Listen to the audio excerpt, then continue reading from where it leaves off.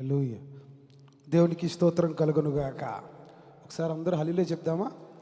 హల్లెలూయా.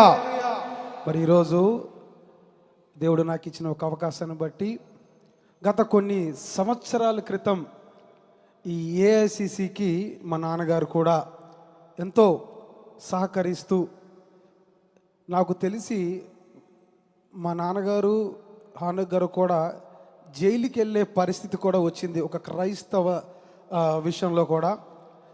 మా నాన్నగారు అప్పుడు చెప్తూ ఉండేవారు, మరి 2024లో వారు ప్రభువు నందు నిద్రించారు.